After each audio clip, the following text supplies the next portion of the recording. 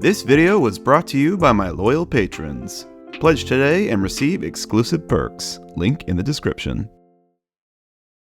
Last year, this bombshell dropped. It seemed fitting to republish the book with a few extra facts for you to enjoy on this very special 80th anniversary year of Thomas. Christopher Awdry, the son of Wilbert Awdry, republished his lore book, Sodor Reading Between the Lines, featuring all new information about the production of the Railway series. The longest chapter in the book is Chapter 5, the stories, their origins, and locations.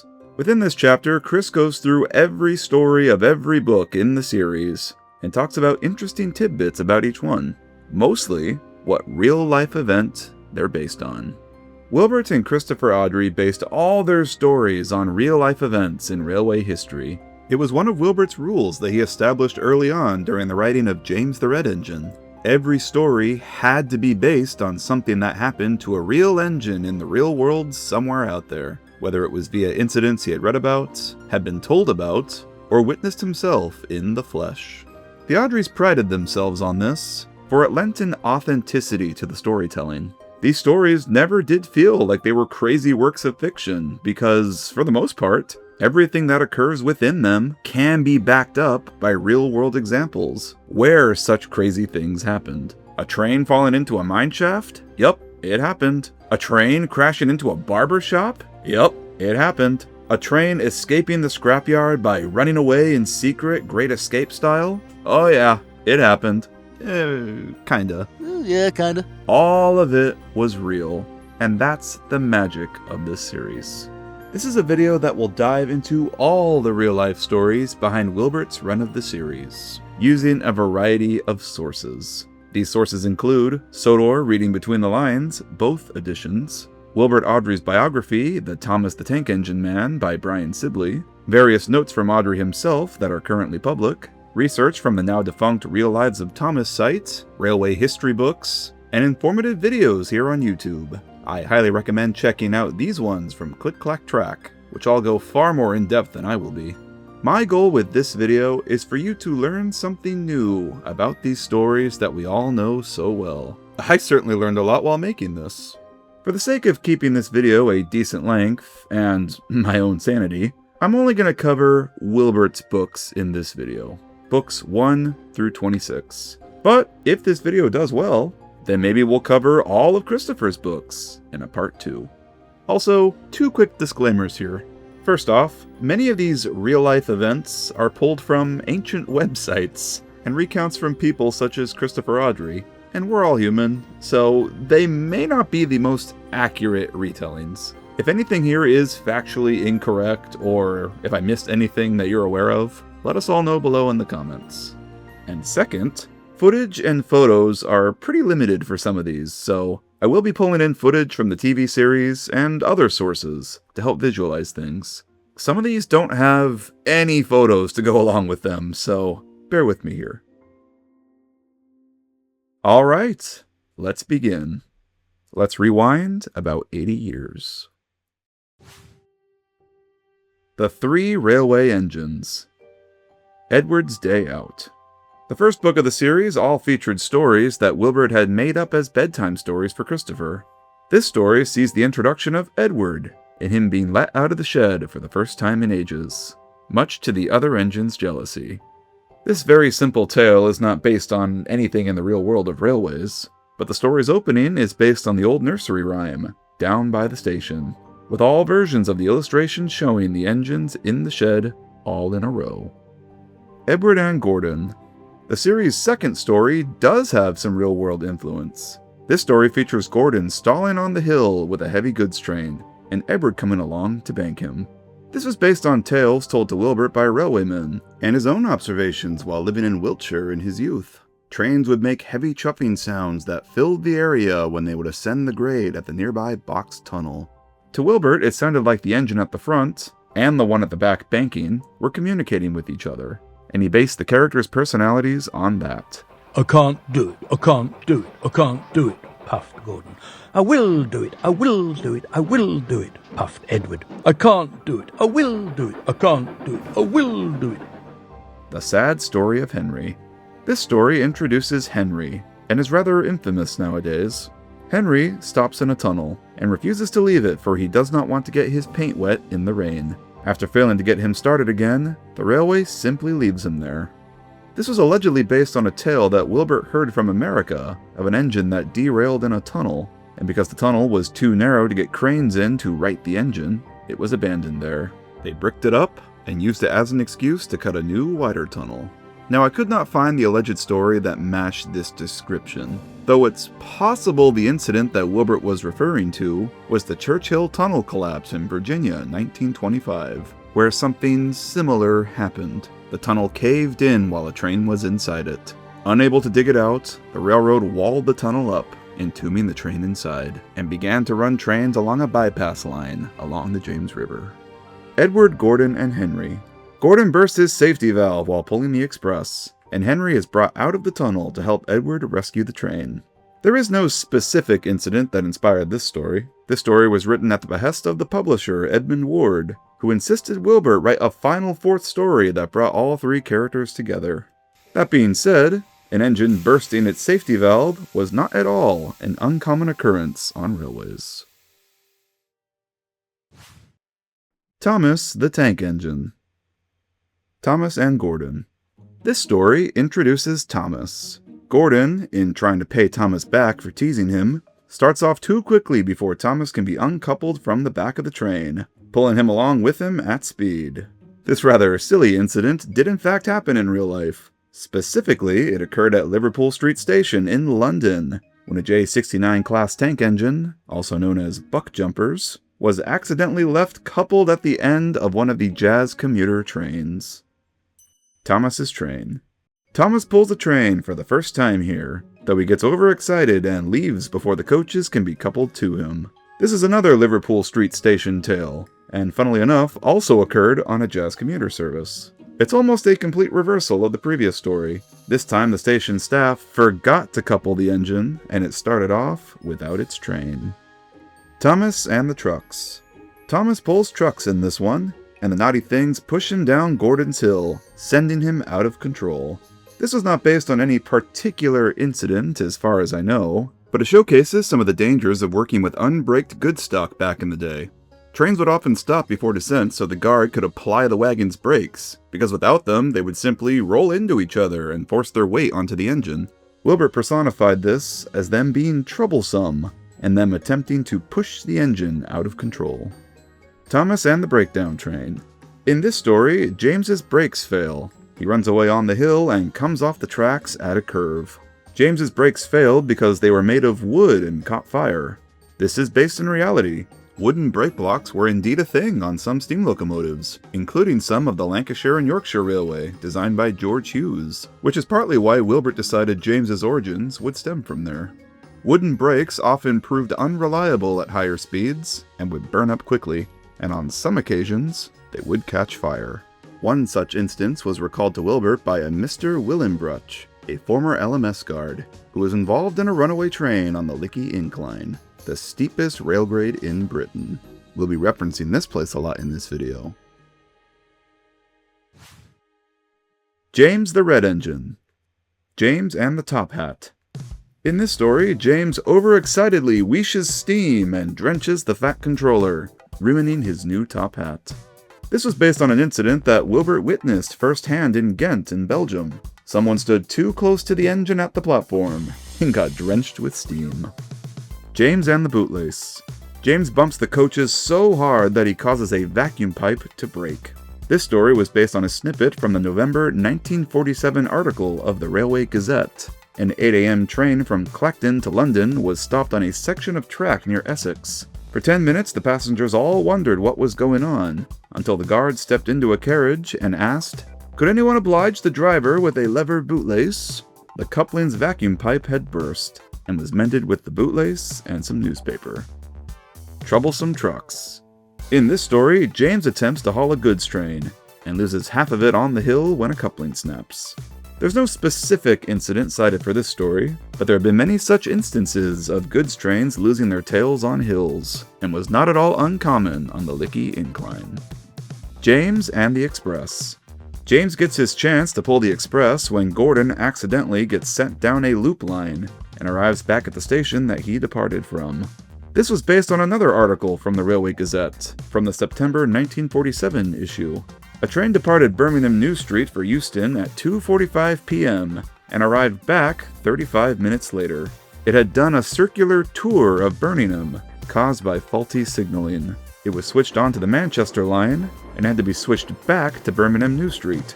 It ran through the station again before departing once more on its correct route at 3:15. This story doesn't align with Sodor's geography, as there is no circular loop that Gordon could have been flipped around on. But of course, this was written long before Wilbert had figured any of the map stuff out. Tank Engine, Thomas again. Thomas and the Guard. There have been many such cases of trains' guards being left behind. Christopher cites that this story in particular is based on an incident that occurred at Eastbourne Station. A guard was left behind on the platform and managed to catch up with the train by taking a taxi to Polegate, where the train was stopped to wait for him. But this may not be true, for a Railway Gazette article from its September 1948 issue featured a far more similar incident that occurred at Leigh-on-Sea. A guard was accidentally left behind while helping a passenger with their luggage, and chased after his train on foot. The train was stopped a mile down the line at the Hadley signal box, and waited for the guard to catch up. He did the mile run in 13 minutes. Thomas goes fishing. Thomas takes on water from the river, and his crew later find fish in his water tank.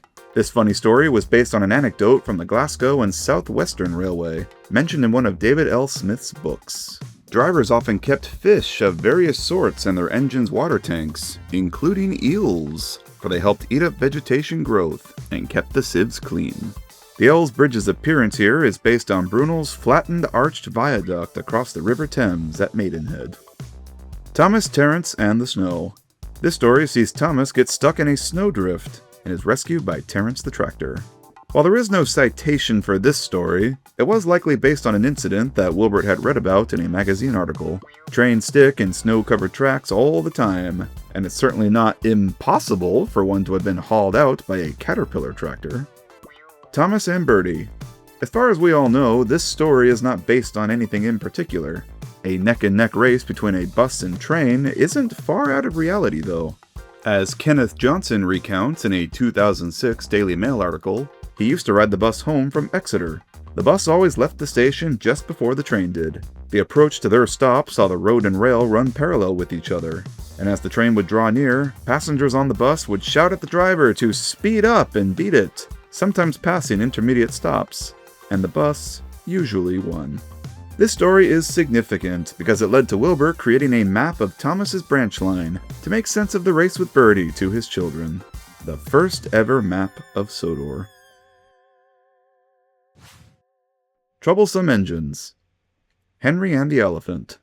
Henry is sent to clear a blocked tunnel, which turns out to be an elephant hiding there after escaping from the circus. This was based on a similar incident that occurred in India, told to Wilbert by an ex-Indian Railways engineer. A wild elephant found its way into a tunnel, and only moved once a train arrived and shooed it out. Tenders and turntables. James spinning like a top on the turntable here was based on an incident that occurred at Hawes Junction in 1900. The yard's pilot engine, number 1310, was being turned when the wind picked up and spun the engine beyond control. Sandbags were used to stop it.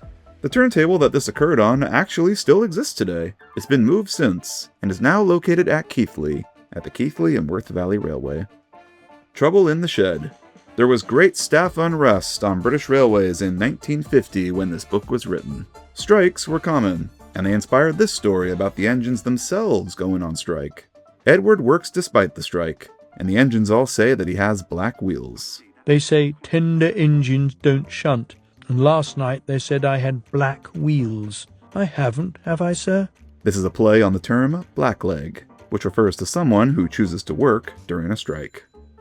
Percy runs away. Gordon nearly collides with Percy at speed, and Percy is so spooked by the near collision that he runs away in fear without a crew.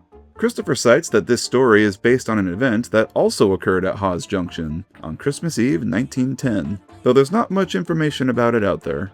However, there was an incident that did occur on the Great Western Railway in 1939 at Newton Abbot that mirrors the story almost perfectly. A 1400 class auto tank, number 1466, was waiting on the main line for clearance to leave. Unfortunately, the signalman wasn't aware of the engine's presence and had an express routed to the same line. When the engine's crew saw the oncoming express, the fireman jumped clear and the driver tried to move the engine. The express managed to slow down and bumped into 1466, knocking the driver out of the cab and setting the engine into motion. It ran driverless down the main line for 7 miles before it was deliberately derailed and halted. 1466 is still around today to tell its tale, and is preserved at Didcot Railway Centre. Engines running away after near misses occurred quite a bit more often than you would think. The book LBSC Footplate Experiences, Reminiscences of New Cross, recalls a similar runaway occurring in 1899 with E1 class tank Lombardy. And the book Red for Danger by Tom Rolt recalls another similar incident with Ginty number 7620 on the Somerset and Dorset Joint Railway in 1936. What's with all these tank engines running away, man? Henry the Green Engine. Coal. This story puts a spotlight on Henry's illness and his inability to build steam properly. The Fat Controller attempts to amend the issue by bringing in special Welsh coal for him, which does the trick. Welsh coal indeed burns better than any other coal type, providing the most energy. This calorific values chart, pulled from a simulator program performed by Brian Atwell, shows that the coal specimen from Wales had the highest calorific value, at 13,900 BTU per pound. The Flying Kipper. This story exists purely to create a reason to keep Henry around as a character. Wilbur had always wanted to write Henry out, and came to realize that the resulting uproar would be too great. So, he came up with a reason for Henry to be sent away to be rebuilt into a reliable engine that he could work with. Crash him. Henry's big crash in this story was based on a rather famous collision that occurred at Abbott's Ripton in 1876. During a whiteout blizzard, snow and ice caused a signal failure, its weight holding a signal down to show all clear when it should have been pointed up to show danger ahead. The Flying Scotsman service went past its speed into the station, its crew unaware of a coal train being sorted into the sidings. The express ran into the train at speed, and 13 minutes later, a northbound express ran into the wreckage. 13 lives were lost from this crash. This crash is a notable one in railway history, for it resulted in major signaling and safety reforms. January 21st of this year, 2026, marked 150 years since that fateful day. Gordon's Whistle. Gordon's whistle jams open, and he won't stop screeching. Engines' whistles jamming open and needing to be righted with hammers was not an uncommon occurrence on railways, and Christopher notes that he experienced something similar himself at the Talyllyn Railway in 2004. Percy and the Trousers. This is the shortest story in the Railway series, featuring only 4 pages of text. In this story, Percy sneaks into the station. Some porters don't hear him, and he collides with their luggage trolley. Wilbert pulled this from a story that he read about in the book The Trains We Loved by C. Hamilton Ellis, recounting an event that occurred at Salisbury Station circa 1914. The engine involved was an LSWR Jubilee class. A porter was bringing a luggage trolley across the line and was not paying attention. He suddenly saw the engine approaching and fled, leaving the trolley behind. With a crunch, it was gone, followed by an explosion of clothing. The Jubilee entered the station with clothing on its front and a top hat on its lamp iron.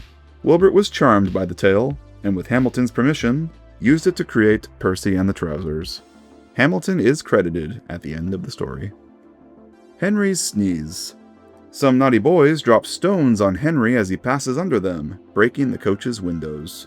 Vandals dropping things on trains was just a common occurrence back in 1951 as it is today. The real-life incident that inspired Henry's sneeze to get back at them is not cited, though a very similar event did occur in the 50s, almost verbatim, as recounted in the book 30 Years at Bricklayer's Arms, Southern Steam from the Footplate. Some boys dropped stones on a train leaving Charing Cross in the evening, much to the engine crew's annoyance. The following day, however, the driver, named Bill Snell, made a plan.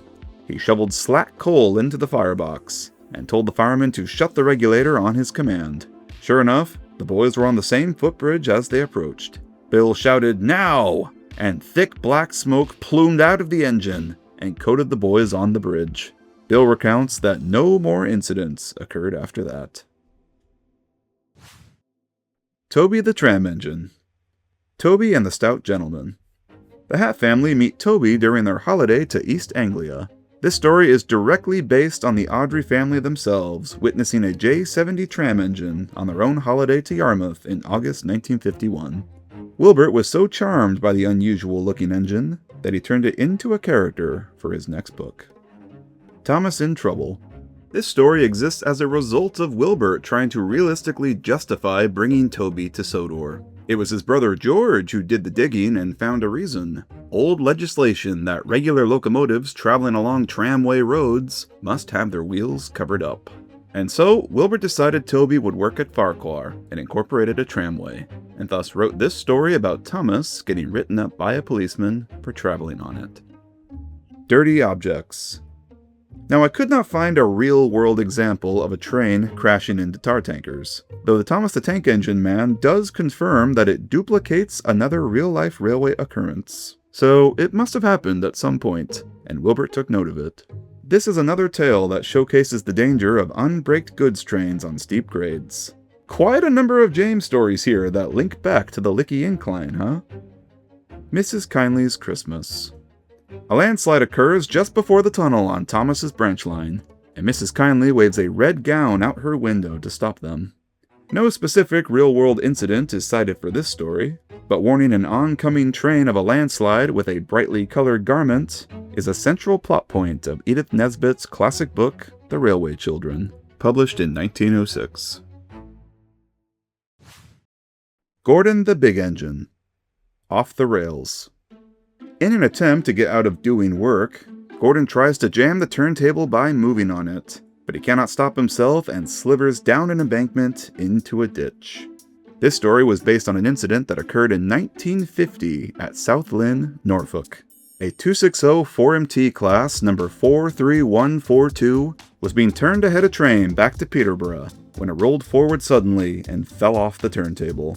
The method used to rescue Gordon was exactly the same as here, using two engines to haul it back upright. Leaves. James hauls the express, but stalls on the hill when his wheels slip on wet leaves. Yet another James story that deals with difficulty on a hill. Him losing traction on the grade is based on an incident that took place in Bincombe Tunnel in Sussex. An engine stalled and the heavier-than-usual coaches pulled it backwards. Interestingly enough, the incident is referenced in the story itself. James's fireman was apparently present for it. His driver shut off steam and carefully put on the brakes and skillfully stopped the train. Phew! He sat down and mopped his face. I've never known that happen before. I have, said the fireman, in Bincombe Tunnel, southern region. Down the mine. This is probably the most well-known real-life incident of the whole series. We all know the story. Thomas falls into a mine that opens up under the tracks in front of him. In 1892, Furness Railway D1 class number 115 was moving around the yard at Lindell-in-Furness when the ground suddenly and inexplicably opened up below it, and it fell into a 200 or so foot mine shaft. Unable to rescue it, number 115 was left down there and buried. It is technically preserved, as it is still down there to this day. There have been proposals over the years to dig it out, but it has never happened, as the main line today runs right over it. Paint Pots and Queens. Queen Elizabeth II comes to Sodor, and Gordon hauls the royal train. This story was partly inspired by Queen Elizabeth's real-life inauguration as Queen, which occurred the year before this book was published in 1952. After her inauguration, she traveled to all parts of the UK to connect with her people, and so she would have had to visit Sodor at some point. The station painter falling off his ladder onto Henry was based on an incident that occurred at Preston Station, circa 1906. Edward the Blue Engine. Cows. There's two parts to this story. At the beginning, Edward loses the tail of his train, the cows breaking their fence and charging it, snapping the coupling. Chris cites that this was based on an occasion in South Africa when a herd of elephants charged a train and did damage to it. Of course, there are no wild elephants on Sodor, so this was rewritten with cows instead. But I'm more inclined to believe that this was based on an article from the 1952 issue of the Railway Gazette. It talks about an incident that occurred in Ireland near Cork. A train of 25 empty cattle wagons was reduced to 10 when a herd of cows, upset by the steam of the passing train, charged it and broke the couplings between car 10 and 11. 3 cows were killed in their stampede. The second half of the story features Gordon and Henry being stopped in their tracks by an angry cow on the line. Another article from the Gazette describes an incident that occurred on the railway bridge between Devon and Cornwall, where an angry cow on the track halted 3 separate trains. She tried to charge at any men that came close to her. Her calf was brought up from a nearby station, and this soothed the cow enough to make it finally trot away. Both of these seem like dead ringers to me. We all know how often Wilbert read the Railway Gazette, after all. Bertie's Chase. When Bertie is late at the station, he sets chase after Edward so the passengers won't miss their train. This was based on an incident that occurred in Ireland. A bus ran late and attempted to catch up with the train in stages, just as Bertie did here. Saved from scrap. The Vicar of Wellsworth saves Trevor from the scrapyard and puts him to work at his orchard. This story and the Vicar character are based on the man himself, Teddy Boston, a rather famous clergyman and good friend of Wilbert's, who did the exact same thing as the Vicar did in this story. He salvaged a 1927 Foster traction engine and made it his own, which was named Fiery Elias. The Thomas the Tank Engine man offers a different source, however. It states Trevor was based on a traction engine that was saved by the Vicar of Magdalen in East Anglia. Not much information about this online, unfortunately. Old Iron. James runs off without a crew, and Edward chases him down, with an inspector using a rope to catch James cowboy style. This story was based on another rather famous incident that occurred in America and was noted in the Railway Gazette. An engine ran away near Alton, Illinois. The engine in question was a diesel shunter, an Alco S2. The rescuer was number 28, whose crew was alerted of the runaway approaching from behind. They let it pass and then chased after it, coming up behind and coupling up to it to stop it. Its crew then ran aboard and shut off power. A very similar and far more famous runaway occurred in 2001, also in America, featuring CSX number 8888, known as the Crazy Eights Incident. 4 Little Engines. Skarloey Remembers. This story serves as an introduction to the Skarloey Railway. Skarloey recounts events of the past when they were busy.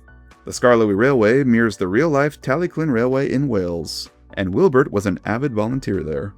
Skarloey remembers Mrs. Last, a passenger who always arrived at the last minute just before the train would leave. She is allegedly based on a real person, Mrs. Pugh, who commonly traveled to Talyllyn and was often late for the return train. But friendly guards, such as Wilbert himself, would usually stop the train from going until she came aboard. Now, I couldn't find the exact source that confirms Pugh was the inspiration for this character, so I don't know where the Thomas Wiki got this info from. There was a Katie Pugh that the Audreys stayed with when they visited the Talyllyn, as mentioned in the Thomas the Tank Engine man, but no confirmation that these are the same person. Sir Handel.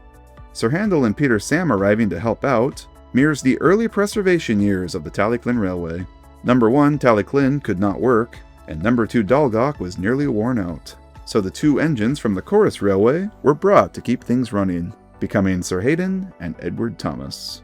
Sir Handel, riding roughly, is a personification of Sir Hayden's habits. When it first arrived, its wheels were too narrow for the Talyllyn's liberal gauging, and often fell between the rails. This infamously occurred on camera in the documentary The Railway with a Heart of Gold. And then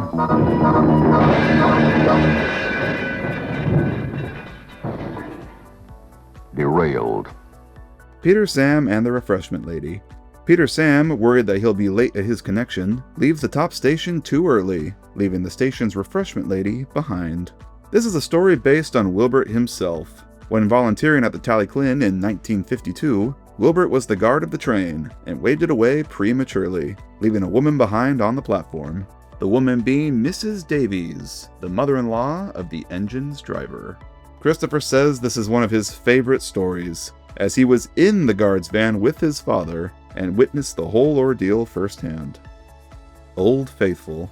Cross with Sir Handel, the coaches lurch into him and push him off the rails at the bridge. Sir Handel's derailment here was likely inspired by an incident that was recalled in the book Railway Adventure by Tom Rolt. Edward Thomas once came off the points under Wharf Bridge due to damage to its trailing wheels. With no one left to pull the market day train, Skarloey volunteers to do it despite his poor condition. He manages, albeit breaking a spring in the process and limping to one side. Tom Rolt recalls that this exactly occurred to Dalgok once, when one of its springs broke, and it limped into Pendray at a drunken angle. During the Talyllyn's darkest years prior to preservation, there were sparse occasions where Talyllyn would be brought out to pull the occasional train. Talyllyn could barely run, and by 1945 it was in such poor condition that no one then expected her to ever run again. But in 1958, she was restored and did steam again, and still does today. Christopher attributes the popularity of this book to making that happen, something he suspects that Wilbert was rather proud about. Percy the Small Engine. Percy and the Signal.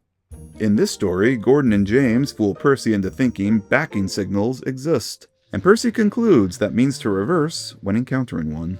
The signal that Percy came across in this story was obviously not a backing signal. It was an upper quadrant signal, which points up to show line clear. Though, just to make it confusing, backing signals were actually a real thing. If a freight train could not make it up a hill, they were allowed to reverse down past signals that were set to off. And from there, they could have another try, or wait for a banker. They were quite rare though, and were only really used by the Great Western Railway. Signaling differed depending on what region of the country that you were in, so it got pretty confusing, and perhaps that's what inspired Wilbert to write this story. Duck takes charge. Duck arrives and takes over as Tidmouth station pilot. While the story itself is not based on any specific real-life event as far as I know, the character of Duck does have a basis. In this story, he says he's called Duck because he waddles. Montague, sir, but I'm usually called Duck. They say I waddle. I don't really, sir, but I like Duck better than Montague. This is a reference to a Great Western pannier model that Wilbert owned. One of its wheel sets was warped, causing it to waddle as it went. His children christened the engine Duck as a result, and Wilbert was so charmed by it that he turned the pannier into a character. Percy and Harold. While working on Thomas's branch line, Percy comes across Harold the helicopter and races him to the new harbor. This was allegedly based on a note that Wilbert read about a train racing a helicopter, and he created Harold specifically so he could write a story about just that. Harold was intended to just be a one-off, hence why this is the only book of Wilbert's run to feature him, but his popularity grew. Percy's Promise. One rainy day, Percy is tasked with bringing children home from the seaside, but he comes across a flooded track on his journey. This was based on a January 1953 incident that was recapped in the Railway Gazette that same year. A train became stranded in a 5-foot flood near Hunstanton, Norfolk, after a tidal wave. The crew managed to keep the engine's fire alight by chopping up the floor of the guard's van, enough to back the train out of the flood. This photo here of a train in floodwaters is often confused with this, but this is actually of a totally separate incident that occurred back in 1894. There was no helicopter involvement in either incident. That was a Wilbert edition.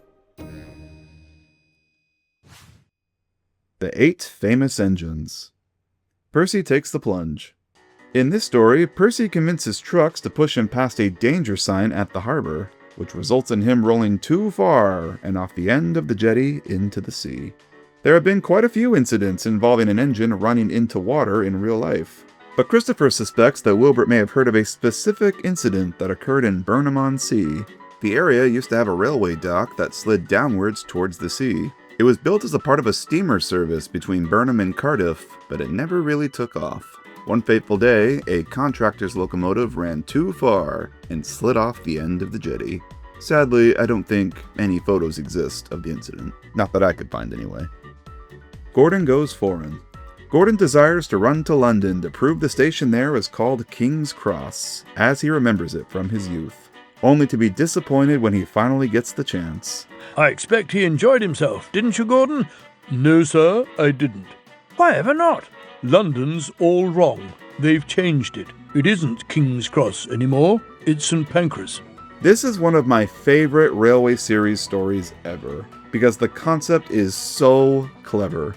It plays on the fact that London has several railway stations, and they all have different names. King's Cross, Paddington, Waterloo, Victoria, and so on. Each station was built to serve a different railway. King's Cross was for the Great Northern, Paddington was for the Great Western, etc. And the engines of each railway would only really run into the station that their railway served. A LMS engine, for instance, would have no idea a station called Victoria existed, because they would have never used it or seen it. It's a really funny tale that looks at things completely from an engine's perspective, and that's why I love it. Gordon wound up where he did because, coming from Sodor in the northwest, he more than likely took the Midland Main Line, which terminates at St. Pancras. Double header. James, while pulling the express, has to push Toby to the works after Toby runs out of water on the main line. The tram engines of the Wisbech and Upwell Tramway would often have to go to their main works in Stratford, London, when it was time for repairs. One incident saw one of the trams run out of water on their way there, and so had to be assisted by a following train.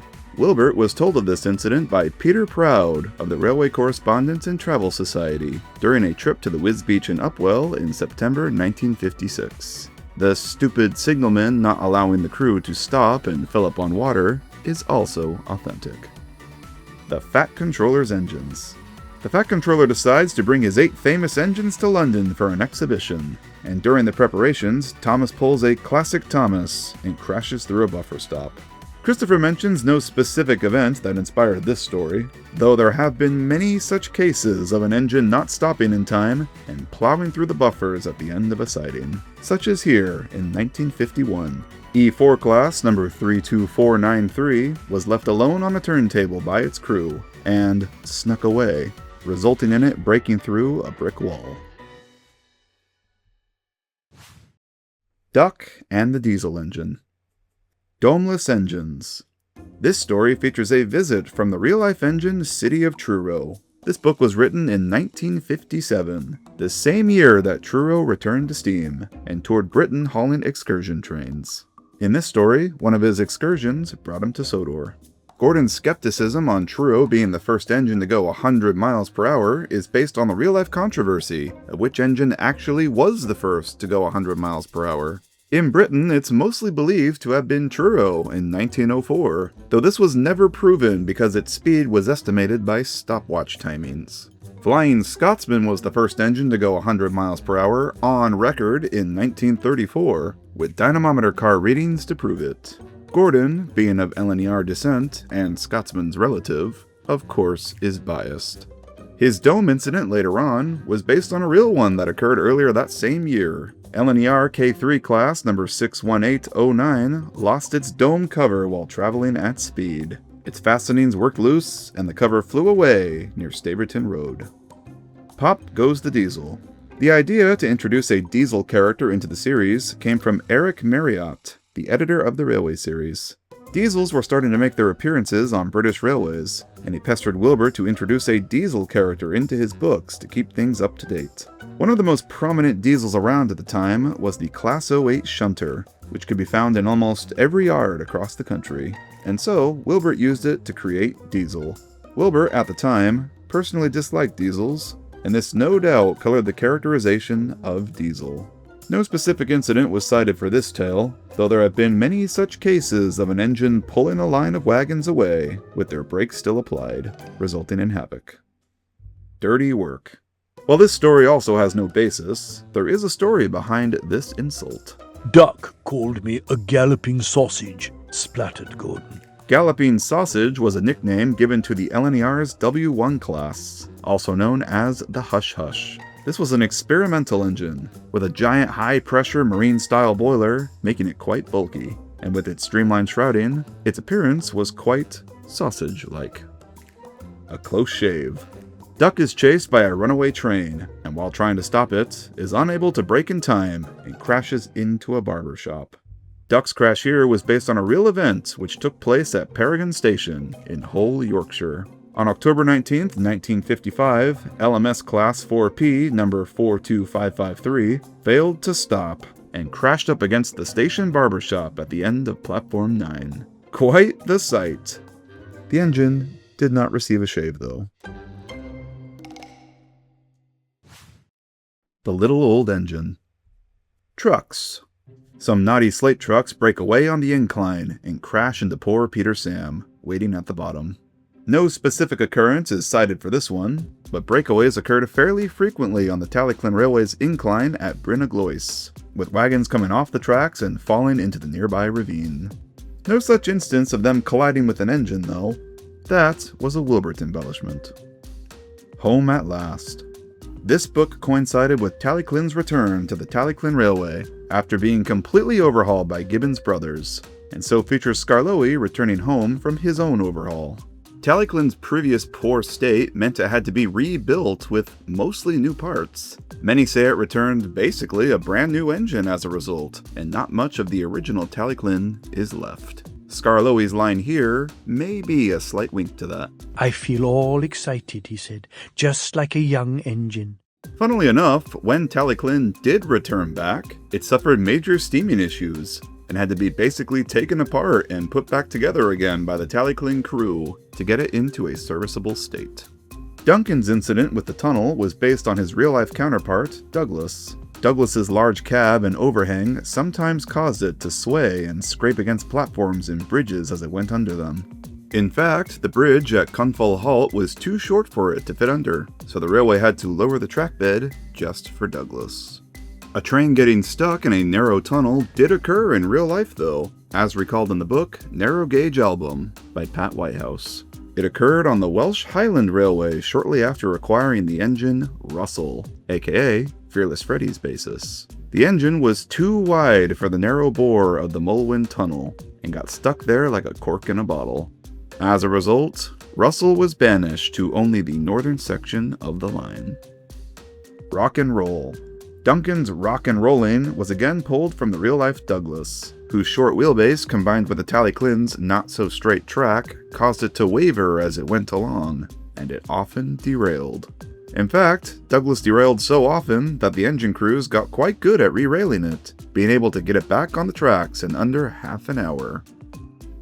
Little Old Twins. This story features the BBC coming to Sodor and filming a documentary on the Skarloey Railway, coinciding with Skarloey's return to steam. This is a near verbatim retelling of what occurred on the Talyllyn Railway in 1957, complete with a television train fitted with cameras and hauled by Edward Thomas. Wilbert himself took part and guarded the train, as can be seen here in this footage. Sir Hayden had been taken out of service at this time and was being repaired, and so did not take part in the documentary. And so naturally, neither did Sir Handel. Wilbert wrote in Sir Handel faking ill to get out of it. I want every engine to take part. I don't feel well, quavered Sir Handel. You poor engine, said the thin controller gravely. You can stay in the shed. Which backfired and resulted in him being taken apart to see what was wrong with him.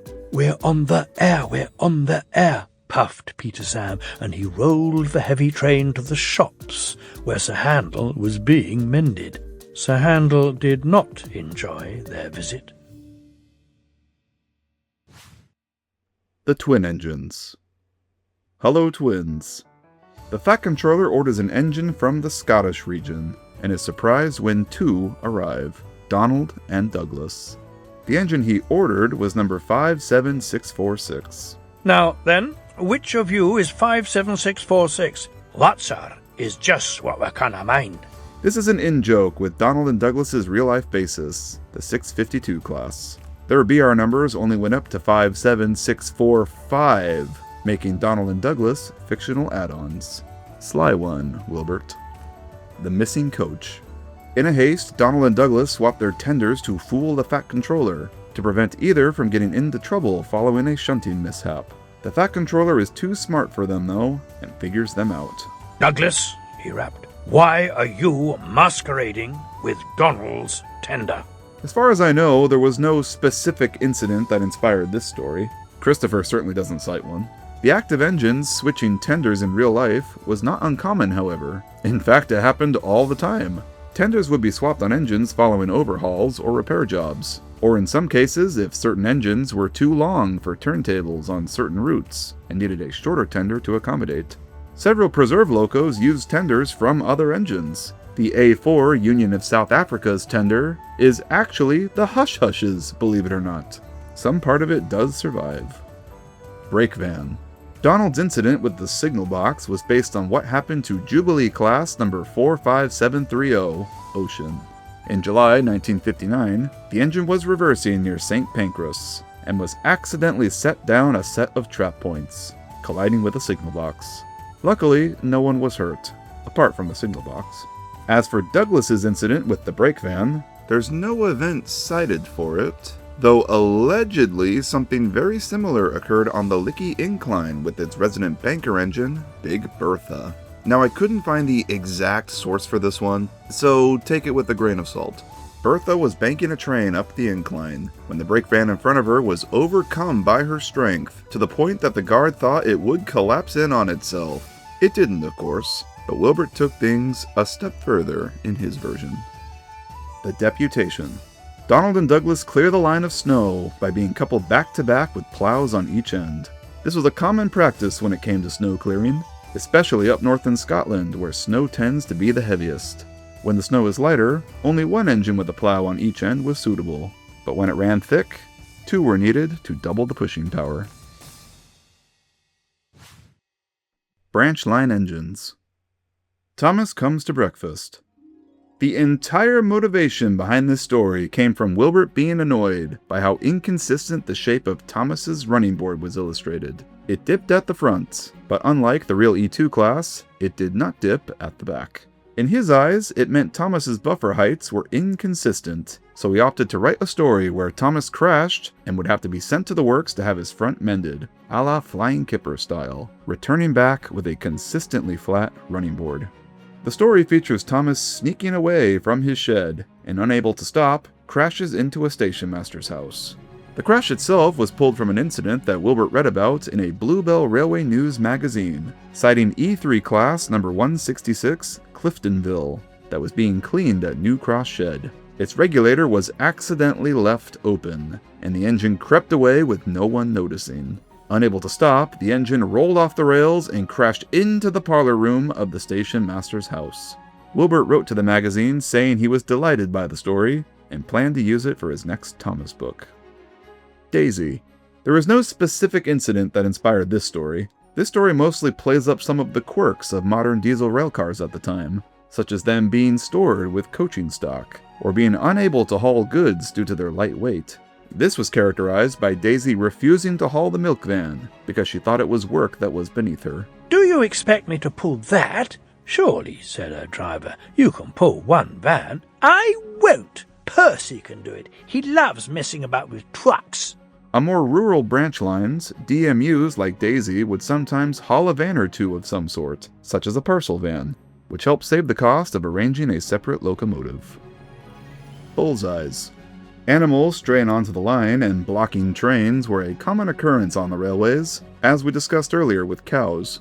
Usually trains were halted until a policeman or a farmer chased them away, but as Christopher says, he thinks Wilbert's take on the situation was far more entertaining.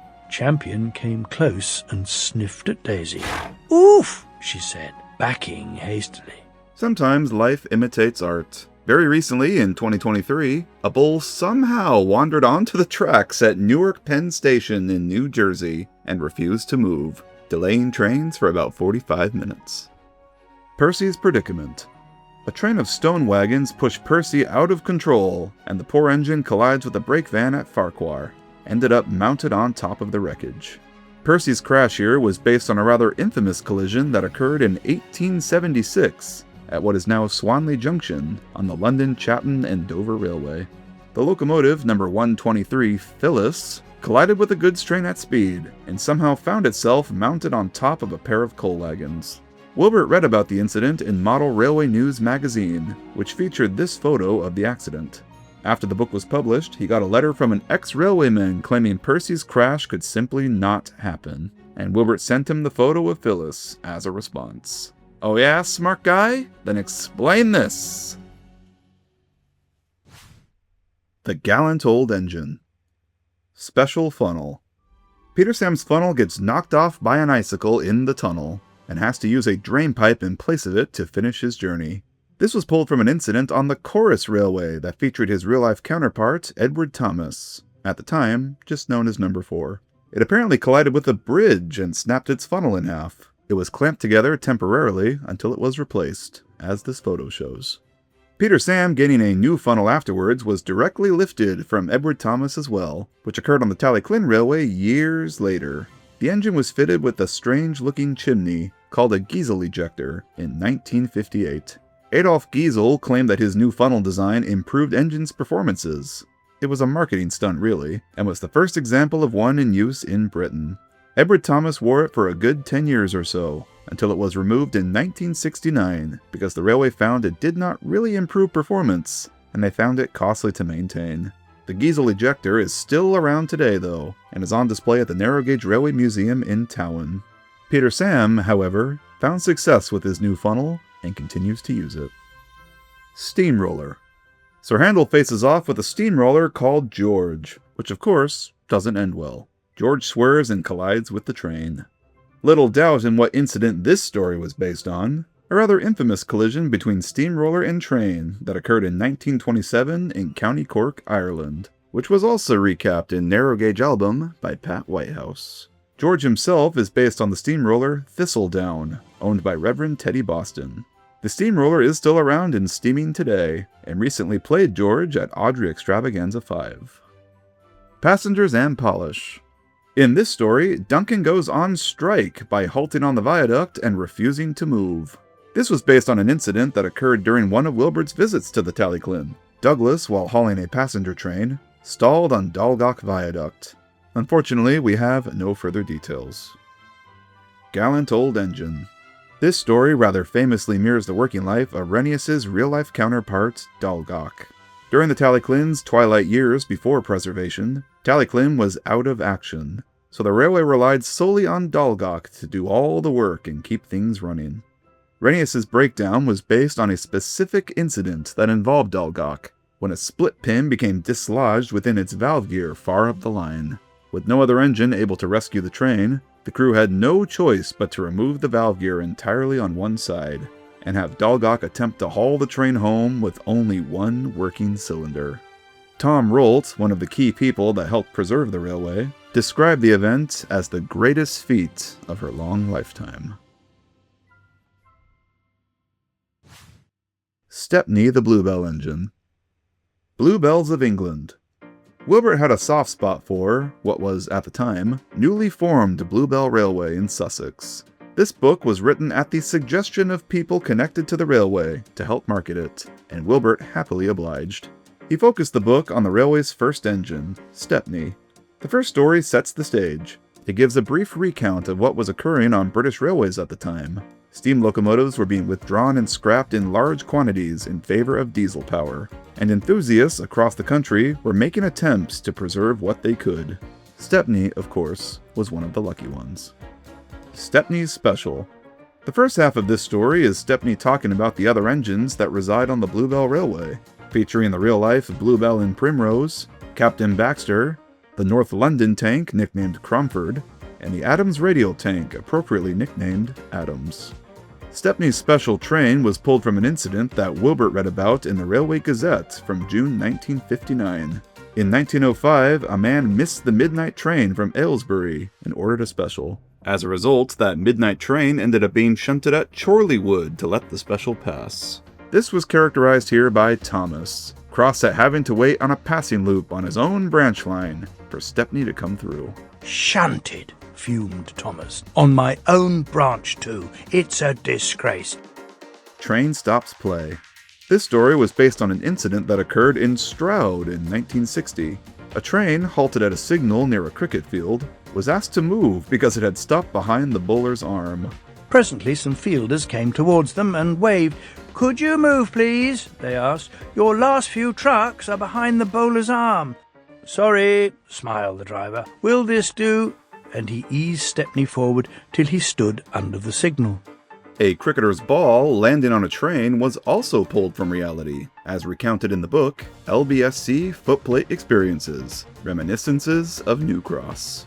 The ball was found later in the engine's smokebox, meaning it had to have fallen in through its funnel. There's a cricket field alongside the Bluebell Railway, and it's quite possible this was the inspiration for the cricket field here at Ilsbridge. Bowled out. A visiting Class 40 diesel fails, and in a haste, Stepney and Duck are tasked with double-heading the express in its place. Diesels failing is not at all an uncommon occurrence on railways. Stepney and Duck's double-header, however, has two possible inspirations. As also recounted in Reminiscences of New Cross, a terrier being substituted to haul a special express occurred near the turn of the 19th century. An engine due to haul a children's special from London to Brighton failed, and in a pinch, number 50 Whitechapel was put to the task. It made good time too, reported to have hit speeds of 70 miles per hour, and arrived at Brighton only 8 minutes late. The double-header aspect was likely pulled from the common double-header trains that occurred on the Bluebell in its early days, when it was common to see Stepney coupled up in front of Adams, or the E4 called Birch Grove. Mountain Engines. Mountain Engine. This book introduces the Culdefell Mountain Railway, a rack railway that runs up the mountain to the summit. Like Stepney, this too may have been a request book, mirroring the history of the Snowdon Mountain Railway in Wales. In this first story, Culdey recounts how he was used as the engine to make the first inspection of the railway before its opening. This was based on how number 5, Mol Shabad, I'm sure I just butchered that, was used for an inspection run with 2 coaches before the Snowdon Mountain Railway opened to the public. Bad Lookout. This may tie with Down the Mine for the most notorious real-world event in one of these stories. The railway's first locomotive, Godred, was careless, and one fateful day took a tumble over the mountainside, smashing himself to pieces. His remains were used as spare parts for the other engines. This indeed occurred in real life to the Snowdon's first locomotive too, number 1, Lattice. On the railway's opening day in 1896, Lattice's pinion wheels jumped the rack rail, a combination of uneven track settlements and going a bit too fast around a curve. It lost its grip and tumbled over the mountainside. All that was left was pieces, and Lattice was never rebuilt. Probably the darkest tale in the railway series, to be honest. Everyone always dogs on Henry being left in the tunnel, but this? Whew, boy. Wilbert knew this too, so he added this line at the end, affirming readers that the story was made up. Neither Skarloey nor Rhaenyra ever mentioned that Culdey had made the story up. But we all know the truth. Danger points. In this story, Lord Harry derails on the points at the summit, blocking Wilfred from being able to depart. Incidents like this occurred a couple times on the Snowdon, once in the 60s. And funnily enough, it occurred again in the 80s during one of Christopher's visits to Clanbarris, as he recounts here. You know what they say, accidents happen now and again. Devil's Back. Devil's Back mirrors Clogwyn Ridge on the Snowdon, a curved piece of line that straddles a steep mountainside. In this story, Lord Harry battles strong winds on this ridge during a storm to save a hurt climber. As a reward for his bravery, he was renamed Patrick after the climber he saved.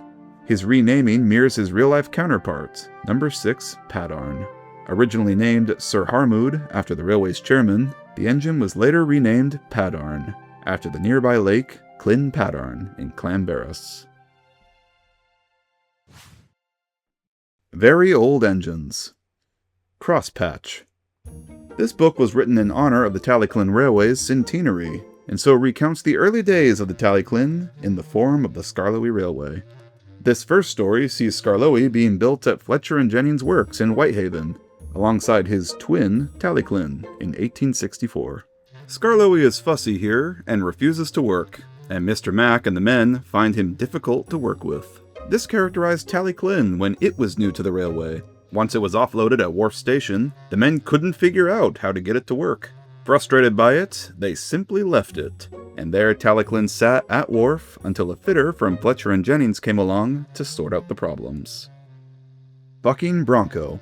When Talyllyn was first delivered, it had a 040 wheel arrangement, with its footplate overhanging in the rear. This gave it a tendency to bounce and sway as it went. Wilbert took things a step further here and had Skarloey's bouncing knock Mr. Mack off the footplate into a bush. The bouncing was amended by giving Talyllyn a set of rear bogie wheels to better steady it, of which Skarloey also receives by the next story. Stick in the mud.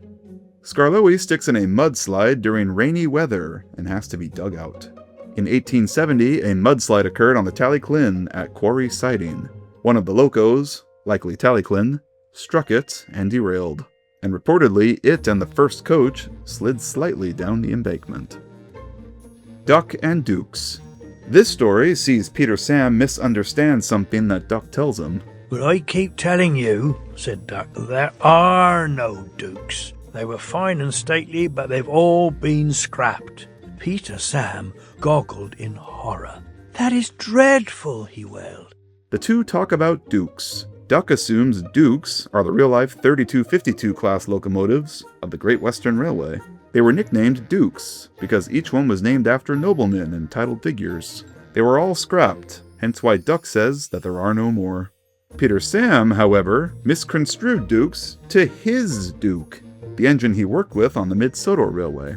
It's a very clever setup for the character, who would not make his debut until 5 books later. The ultimate joke is that both were totally wrong. The Duke that appears later in the story is a man, the Duke of Sodor, Sir Richard Robert Norrenby. The story revolves around Skarloey's 100th celebration and the opening of the new loop line around the lake.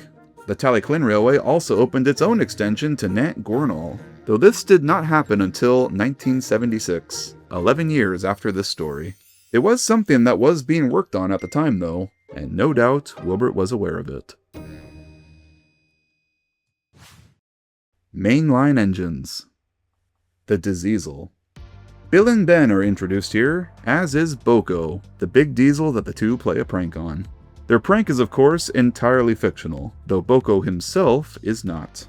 Boko is a Class 28 and wears the real number D5702. The Class 28s worked around the Barrow-in-Furness area, so it was entirely possible for one to find its way onto the neighboring Sodor. I'd like to think that Wilbert was well aware of the present-day engines that worked the area closest to Sodor, and decided to bring one into the series. Bill and Ben are based on Alfred and Judy, two infamously short saddle tank engines that worked for English China Clays at the port of Par. Wilbert visited Par in 1966, and was so charmed by the two engines that he turned them into characters. The illustrations of Brendam here are based on the real port of Par. Buzz Buzz. Bees running loose in a railway station did indeed occur in real life in 1956, though it was not as dramatic as Wilbert's version here. Several hives were being loaded at London Bridge Station, and the station staff, passengers, and even the train itself all disappeared like magic when one hive was damaged and 6 measly bees broke free. Talk about an overreaction. Wrong road. In this story, some station mayhem occurs, caused by an engine driver mistaking a lady in a green floppy hat for a guard's flag. This results in Gordon leaving prematurely, and him and Edward being accidentally sent down each other's lines. Edward along the main line, and Gordon down his branch to Brendam. There's been many such cases of trains being sent down the wrong lines due to signaling issues, but this specific incident was pulled from one that occurred at Sittingbourne Station in 1911. As Christopher notes, the lady with the green floppy hat is authentic too. Edward's exploit.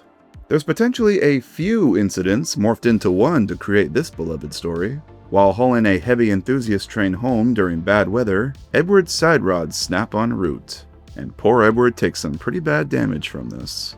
Christopher cites that this story was likely based on the Subtle Railway crash from 1960, where Standard 7 class number 70052, Firth of Tay's crosshead assembly came undone and caused a major derailment.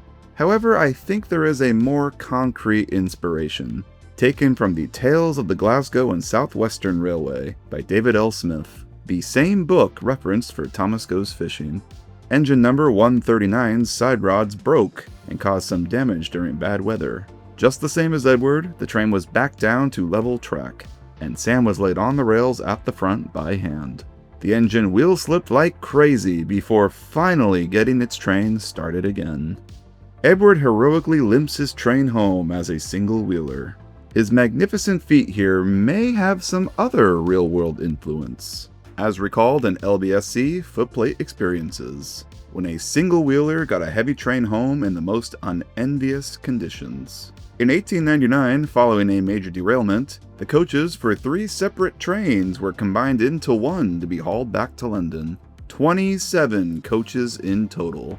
The only engine available was the single-wheeler number 337 Yarmouth. No one thought it could manage it, especially up the grade of Ockley Bank. But against all odds, Yarmouth did the impossible. When it finally limped into London Bridge, its smokebox was red hot. Small railway engines. Ballast. In 1966, Wilbert and Teddy Boston paid a visit to the Ravenglaston Eskdale Railway, a miniature steam railway in the Lake District.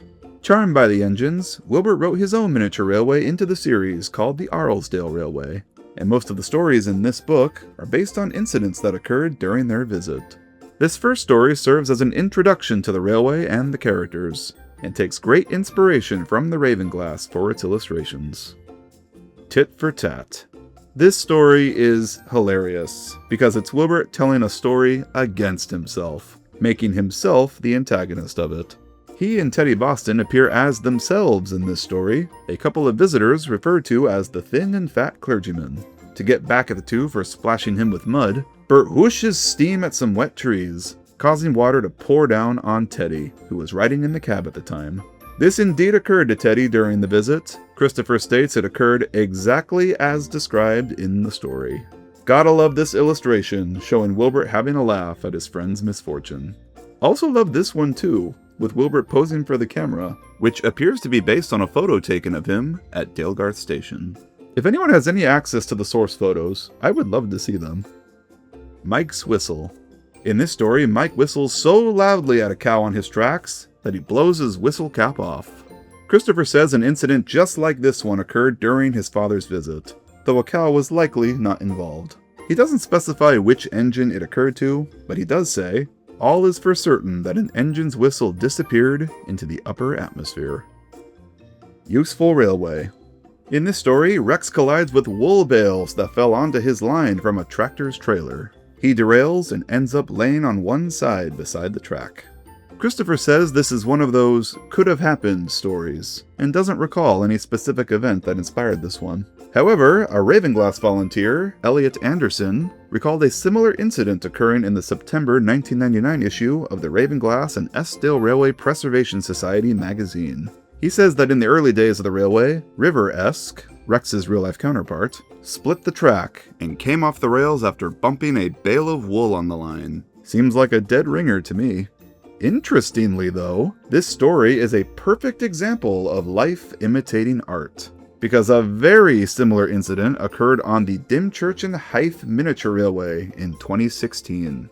A tractor driver left the crossing gates open, and the approaching engine, called the Green Goddess, collided with them, coming to a rest on its side. Fortunately, no one was hurt from it. The incident was caused by a tractor, the engine ended up on its side, and the engine is even green like Rex. It's so eerily similar that it's almost unbelievable. Enterprising Engines. Tenders for Henry. This story starts out on a pretty depressing note. Gordon asks the Fat Controller the fate of his brothers on the mainland. Is it true, sir, what the diesels say? They boast that they've abolished steam, sir. Yes, Gordon, it is true. What, sir? All my Doncaster brothers drawn the same time as me, all gone except one. And he was right. This book came out in 1968, and all of the LNER A3 class Pacifics had been withdrawn by early 1966 in real life. There was one survivor, Gordon aside, the famous Flying Scotsman, who was saved by Alan Pegler in 1963. The Fat Controller brings Scotsman to Sodor to visit Gordon and cheer him up. The engine arrives with 2 tenders behind him, which at this time in real life, Scotsman did indeed have. It was the only steam engine allowed on the BR main lines then, hauling excursion trains. With diesels taking over, water towers were being removed, so it gained a second water tender to make up for them. No doubt that Scotsman's newfound fame in the past couple years inspired Wilbert to write him into the series and link him to the character that was canonically related to him. Super Rescue. Another beloved story from the series. When 2 visiting diesels fail, Henry is given the chance to prove himself and rescues both at the same time in a tremendous effort. Wilbert made note of this in the book's foreword. This story was inspired by an incident that occurred at Waterloo in April 1967, when a steam engine rescued a failed train. A fan named Richard was aboard the train and took photos of the event as it went down. He sent a set to Wilbert, and Wilbert, so inspired by what he saw, wrote a story out of it and thanked Richard for them. 2 of the illustrations are based on Richard's photos. I'm not sure what the other one is, but this one is definitely one, as it's from the perspective of someone aboard the train. Escape. Oliver's remarkable tale of trekking across Britain in secret to escape scrap is admittedly quite far-fetched, and is probably the most unrealistic tale of the series. It makes for a great story though, and it is grounded in some reality.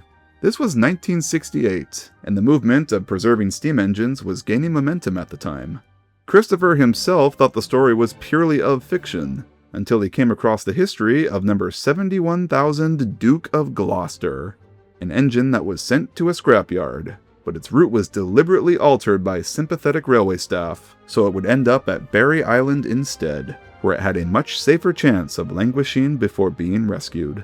And as a result of their efforts, Duke of Gloucester is still around today. Christopher suspects that Wilbert may have been inspired by this engine story. Little Western. This story is just a conclusion to the previous, and there's not much in it that really demanded it be based on some real-life event. The whole story is basically just a conversation between the characters, with a nice wrap-up.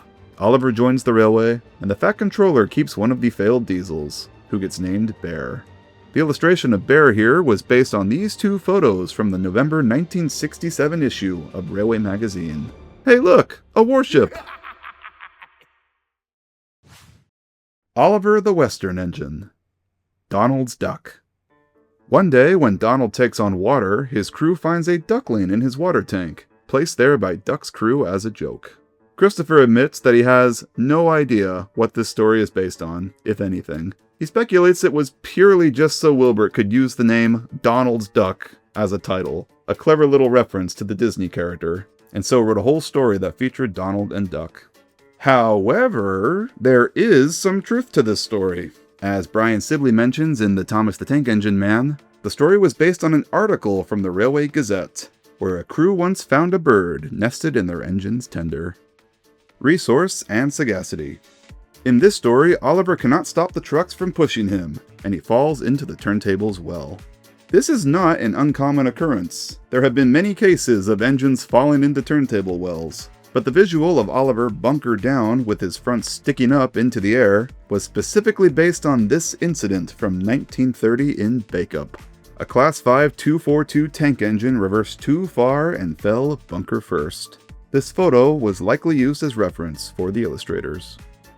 Toad stands by.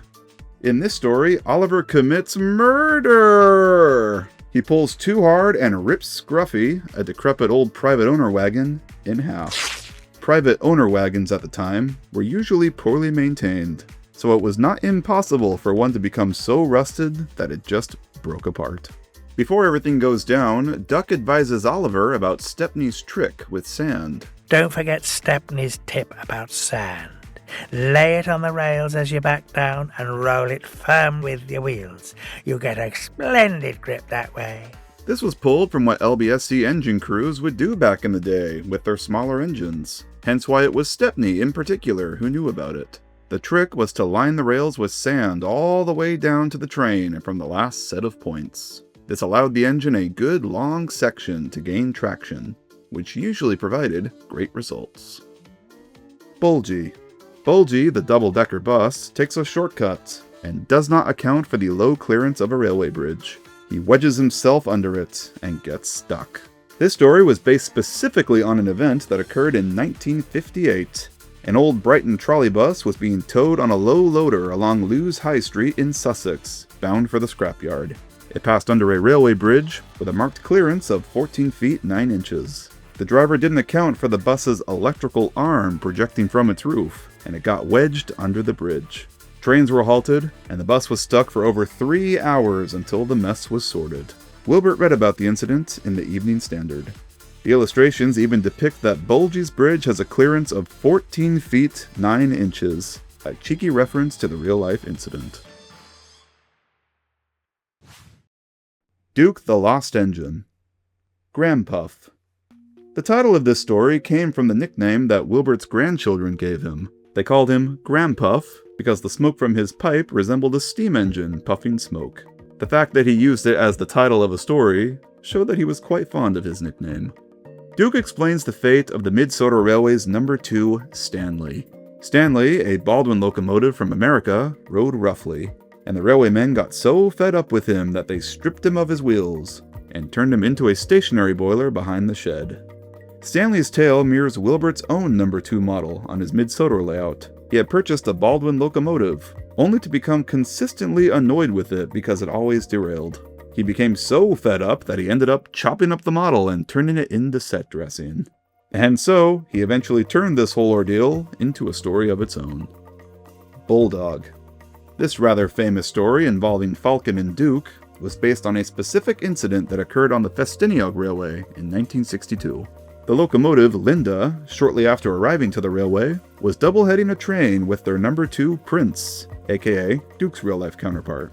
At a cutting, Linda spectacularly left the rails and dangled over the cliff's edge, and Prince's leading wheels were lifted off the track. They used Prince to hold Linda steady while they attempted to lift her onto the tracks again. Since the incident, the area where she nearly tumbled has been called Linda's Leap. You can't win. In this story, Duke suffers steaming issues, and Stewart comes to his rescue. Duke still has plenty of puff though, and pushed the train so hard that everyone thought he was rescuing Stewart. There is no specific incident that inspired the story as far as I'm aware of. It does have some similarities to Doubleheader and Super Rescue, though of course in a new setting and with a new slant. Likely this was based on some event involving a doubleheader, where the rescuee ended up pushing the one meant to be rescuing them. Stewart broke down, you see, and they had to call Duke out to help him. Duke had a hard job, too, by the sound of it. "Well, for crying out loud!" exclaimed Stewart. He vanished in a cloud of steam. Sleeping Beauty. Duke's story is one of the most extraordinary of the whole railway series. A steam engine left in a shed, long forgotten and thought to be lost to time, only to be found again by accident decades later. The story has truth to it, as Wilbert explained in the book's foreword. The engine in question is called a Colonel Church and operated in Brazil.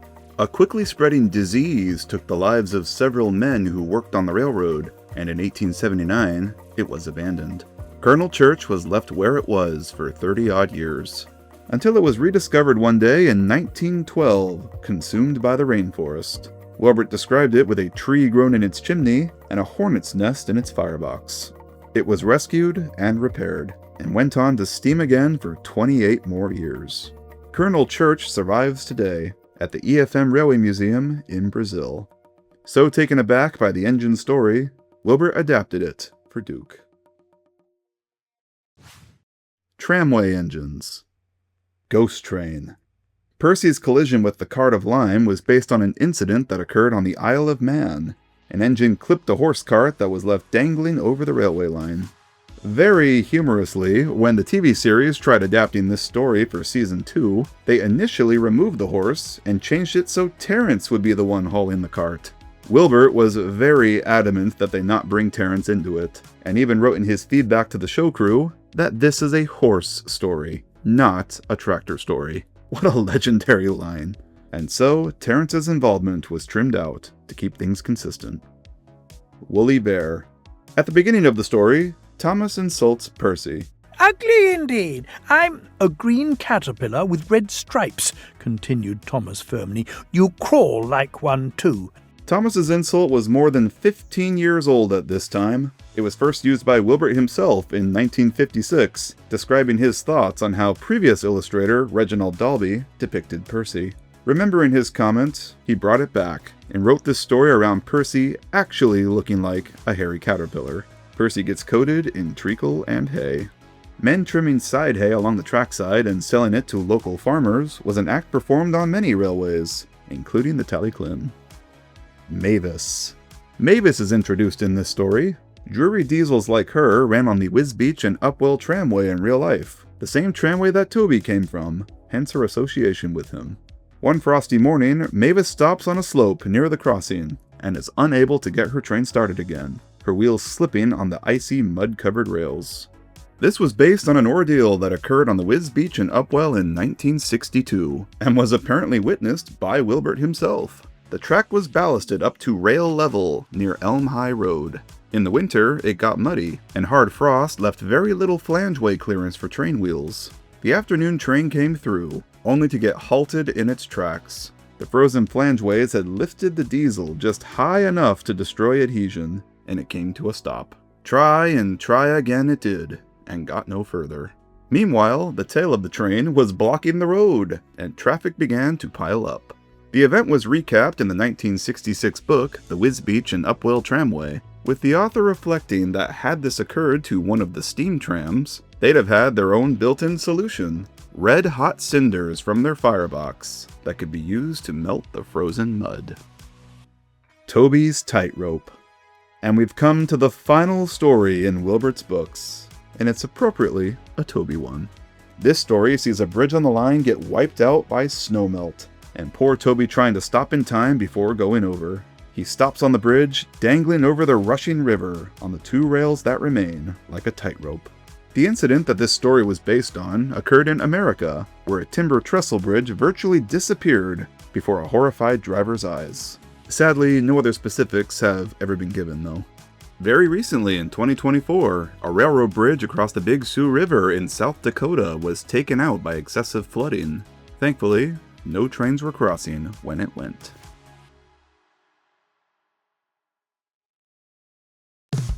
I want to extend a huge thank you to Luke Ryan, Max Davies, aka Terrier55 Stepney, and Max, aka ClickClackTrack, for their help with this video. Luke for providing some of the Talyllyn incidents that inspired Skarloey's stories.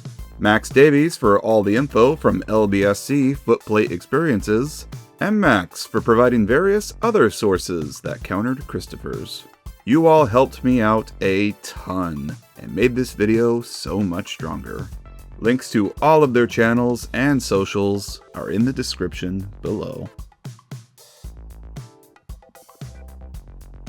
This pick of the week is Every Day Out with Thomas Replica by Ben 10 Life.